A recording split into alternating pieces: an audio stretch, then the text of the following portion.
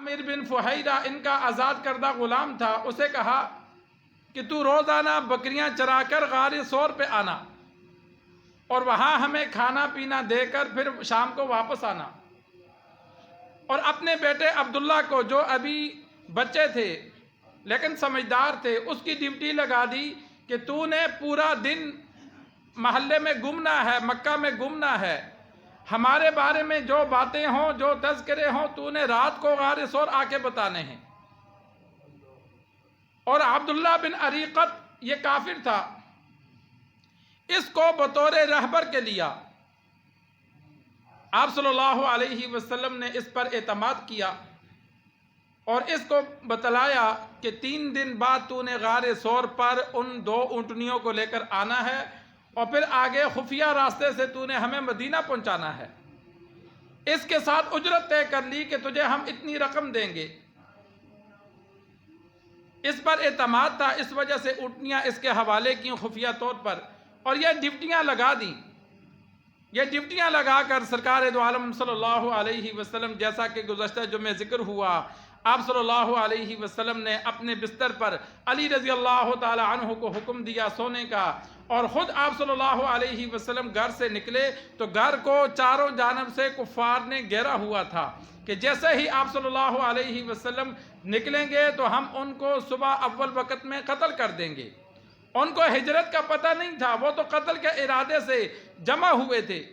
آپ صلی اللہ علیہ وسلم سورۃ یاسین کی آیات پڑھتے ہوئے وَجَعَلْنَا مِن بَيْنِ أَيْدِيهِمْ سَدًّا وَمِنْ خَلْفِهِمْ سَدًّا فَأَغْشَيْنَاهُمْ فَهُمْ لَا يُبْصِرُونَ، یہ آیت پڑھی تو وہ اندھے ہو گئے، ان کو نظر آنا بند ہو گیا۔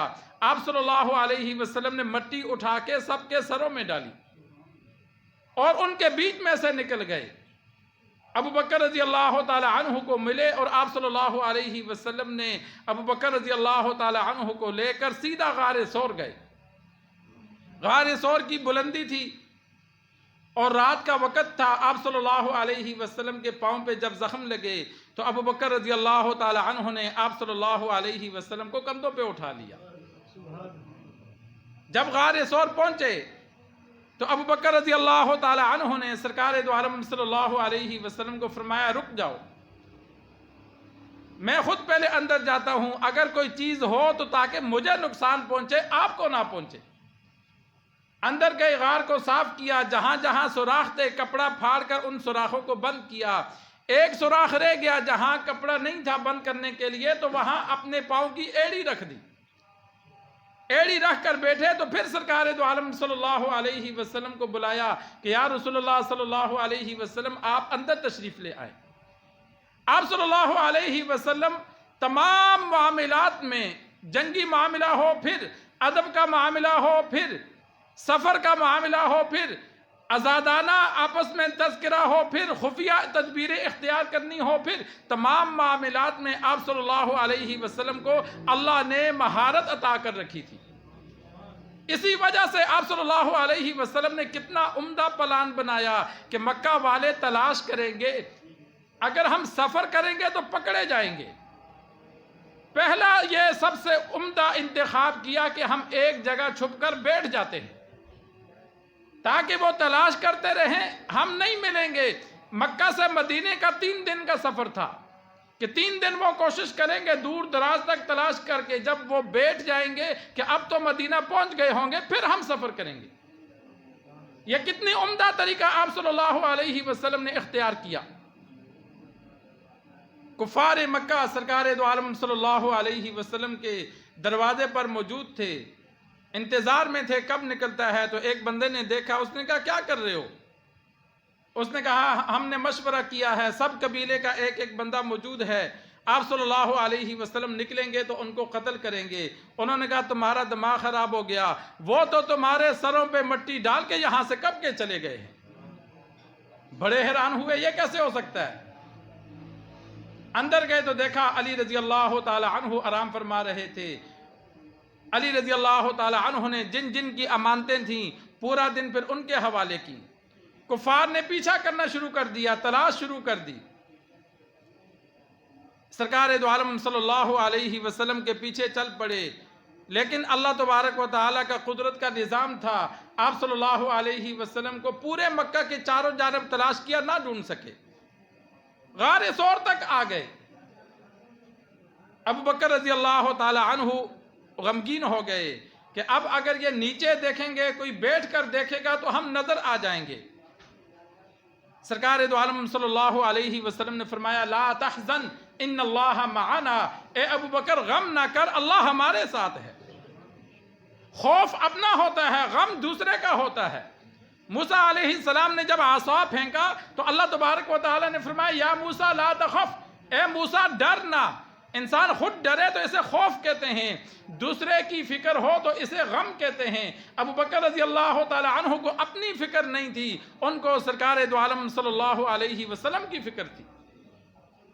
اسی وجہ سے روایات میں آتا ہے جب غار ثور کے لیے چلے تو ابو بکر رضی اللہ تعالی عنہ کبھی آگے ہوتے، کبھی پیچھے ہوتے، کبھی دائیں کبھی بائیں۔ آپ صلی اللہ علیہ وسلم نے فرمایا اے ابو بکر یہ کیا کر رہا ہے؟